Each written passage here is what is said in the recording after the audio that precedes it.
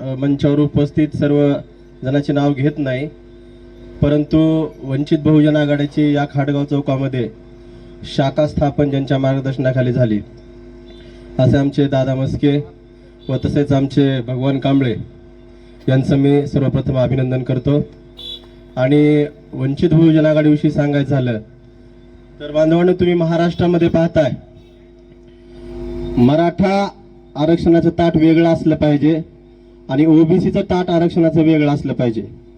श्रद्धेय बाळासाहेब आंबेडकर गेली अनेक दिवसापासून म्हणत आहेत, पण इथल्या प्रस्थापित बाळासाहेब आंबेडकरांना घाबरलेले आहेत। इथल्या यांच्या खुर्च्या जपण्यासाठी अनेक बाळासाहेब आंबेडकरांवर आरोप करत आहेत, कारण का बाळासाहेब आंबेडकरांना यांच्या पुढच्या चाली सर्व माहीत आहेत। आपल्या सर्वांना यांच्यापासून जागे व्हायचं आहे, कारण का येणारा काळ जो आहे तो तुमच्या माझ्या मुलाबाळाचं कोण जर ओबीसी एससी एसटी एनटी या मुलाबाळांचं भविष्य जर कोण सुरक्षित करू शकेल तर ते श्रद्धेय बाळासाहेब आंबेडकर आहेत। तुम्हाला आम्हाला इथल्या तहसील इथल्या नगरपालिकेमध्येच कुठेतरी आपल्या आधार कार्डवर चुका करायच्या, कुठेतरी राशन कार्डवर चुका करायच्या आणि इथंच आपल्याला फेऱ्या मारून इथंच आपल्याला कोंडलं जातंय। आताच आमच्या महिला जिल्हाध्यक्ष ताईने सांगितलं बघा की लाडकी बहीण योजना राबवली जाते, पण या लाडकी बहीण योजना जी आहे योजना का राबवली जाते, कारण का आता विधानसभा जवळ आलेले आहे आणि आपल्या लाडक्या बहिणीचा एक गाजर तुम्हाला दाखवलेला आहे। कारण का या ठिकाणी लाडकी बहिणीच्या योजनेमध्ये कुठेतरी हे गाजर दाखवायचं आणि याच मागे आपल्या तेला मिठा मिरच्यामध्ये महागाई करायची आणि तो पैसा आपल्याकडूनच लुटायचा आणि आपल्याला वापस करायचा। पण ही कुठेतरी थांबलं पाहिजे, कारण का तुमच्या आमच्या मतपेटीतून या मनोवादी लोकांना आपण त्यांची जागा दाखवली पाहिजे। तुम्ही आम्ही जागृत झालं पाहिजे, कारण का या महाराष्ट्रातल्या प्रत्येक भगिनीला 1,500 रुपये पाहिजेत लाडक्या बहिणीला। का श्रद्धेय बाळासाहेब आंबेडकर तुमच्या आणि माझ्या मुलाबाळाला PG to KG पर्यंत शिक्षण मोफत देणार आहेत। मग तुम्हाला 5-25 लाख रुपये तुमच्या मुलाबाळाच्या शिक्षणासाठी लागणारे बाळासाहेब आंबेडकर फ्री मध्ये देणार आहेत। तर तुम्हाला हे पाहिजे PG to KG पर्यंत शिक्षण तुमच्या मुलाबाळांना मोफत पाहिजे का तुम्हाला 1,500 रुपये पाहिजे, हे लक्षात घ्या बांधवांनो। या महाराष्ट्रामध्ये बाळासाहेब आंबेडकर इथल्या धनगराला या महाराष्ट्रामधील SC ST OBCच्या 100 उमेदवार बाळासाहेब आंबेडकर या विधानसभेला निवडून देणार आहेत।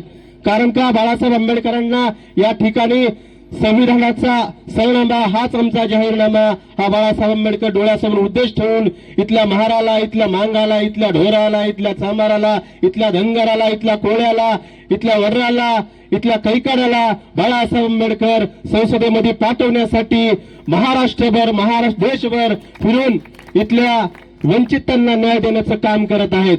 तुम्ही बघताय महाराष्ट्रामध्ये 169 घराण्याची सत्ता आहे। इथे लातूर जिल्ह्यामध्ये म्हणलं तर अमित देशमुख, त्यांचे धीरज देशमुख, पण इथल्या गरीब मराठ्याला कधी तुमच्या उदाहरणात धरू आपण या गावातल्याच मराठा बांधवाला कधी त्यांनी खासदार आमदार केलंय का? तिकडे नांदेडमध्ये बघितलं तर अशोकराव चव्हाण त्यांची पत्नी, इकडे पद्मसिंह पाटील, तिकडे उस्मानाबाद मध्ये, म्हणजे प्रत्येक जिल्ह्यामध्ये महाराष्ट्रामध्ये या दिग्गज मराठ्यांची सत्ता आहे। पण बाळासाहेब आंबेडकरांचं म्हणणं आहे की इथल्या गोरगरीब मराठ्याच्या हातामध्ये सत्ता द्या, इथल्या कैकड्याच्या हातामध्ये सत्ता द्या, इथल्या साळीमाळी धनगराच्या हातामध्ये सत्ता द्या। मी जास्त काही बोलणार नाही, पण तुम्हाला जागृत एवढ्यासाठीच करतोय की तुम्ही आम्ही ज्यावेळेस मूठ बांधू आणि मतपेटीतून बाळासाहेब आंबेडकरांच्या सोबत उभं राहू आणि इथं बसलेल्या प्रत्येक बांधवांना विनंती करतोय, तुमच्या घराच्या शेजारी धनगर बांधव असेल त्याच्यामध्ये मत परिवर्तन करा, तुमच्यापाशी कोळ्याचा बांधव असेल त्याच्यामध्ये मत परिवर्तन करा, मराठा गरीब मराठा असेल त्याच्यामध्ये मत परिवर्तन करा। कारण का ही गरज आहे बांधवांनो। इथं 10 लोक नाहीत, तुम्ही 50 लोक नाहीत, पण इथं 5 लाखाच्या माउथ पब्लिक सिटीची तुमच्यामध्ये ताकद आहे। ही माउथ पब्लिक सिटी इथल्या हरामी मीडिया जी आहे ती फक्त त्या इथल्या दिग्गजांना साथ देते, पण तुम्ही आम्ही जर माउथ पब्लिक सिटी केली तर येणाऱ्या काळामध्ये बाळासाहेब आंबेडकरांचं या महाराष्ट्रामध्ये सरकार आल्याशिवाय राहणार नाही। जास्त काही तुमचा वेळ घालणार नाही। पुन्हा एकदा दादा मस्के आणि भगवान कांबळे यांचं खरंच मी मनापासून अभिनंदन करतो। त्यांनी खूप छान या ठिकाणी शाखा केली आणि त्या सर्वच कार्यकर्त्यांचं, शाखा अध्यक्षांचं, सर्व प्रमुखांचं मी अभिनंदन करतो। संयोजकांना आमच्या वंचित बहुजन आघाडीच्या सर्वांनी मला थोडं 2 मिनिट बोलण्याची संधी दिली त्याबद्दल मी तुमचं आभार मानतो आणि थांबतो। जय भीम।